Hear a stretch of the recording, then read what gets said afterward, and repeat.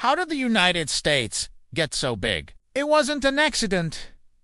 It wasn't just a side effect of progress. It was a deliberate, step-by-step process of taking land that was already owned and governed.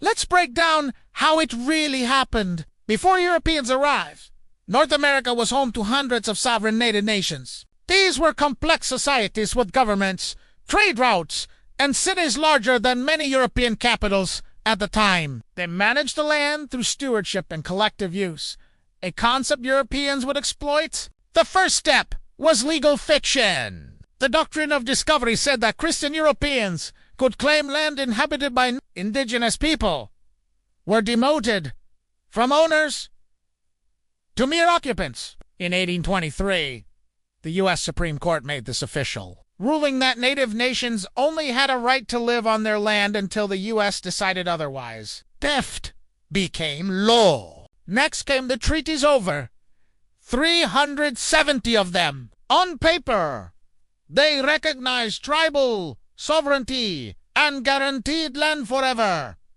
But in reality, they were often signed under military threat, written only in English, and consistently broken the moment resources like gold or fertile soil were discovered. The pattern was clear.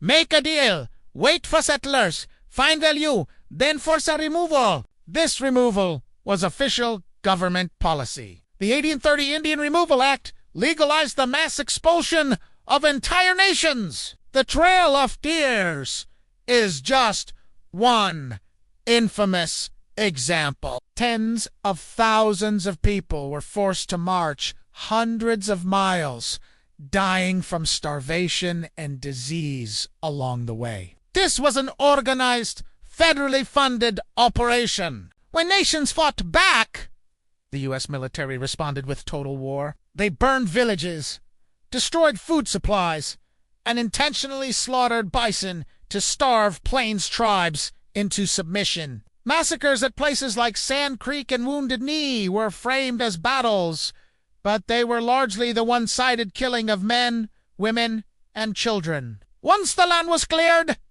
it was given away. The Homestead Act offered free land to settlers' land that had just been stolen. Railroads and corporations got millions of acres, building the foundation of the American economy on this massive transfer of wealth. Native peoples were confined to reservations, often on remote, unfarmable land. The Dawes Act later broke up these reservations, selling off the surplus to non-natives and causing indigenous land ownership to plummet.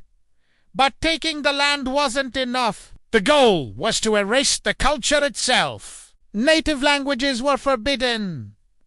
Ceremonies were outlawed. Children were forcibly taken to boarding schools with the explicit mission to kill the Indian, save the man. This history is locked in by our legal system today. The economic and social consequences for native communities are profound. While the U.S. as a nation continues to benefit from the land that was taken, understanding this history is crucial to understanding America today. Thanks for watching.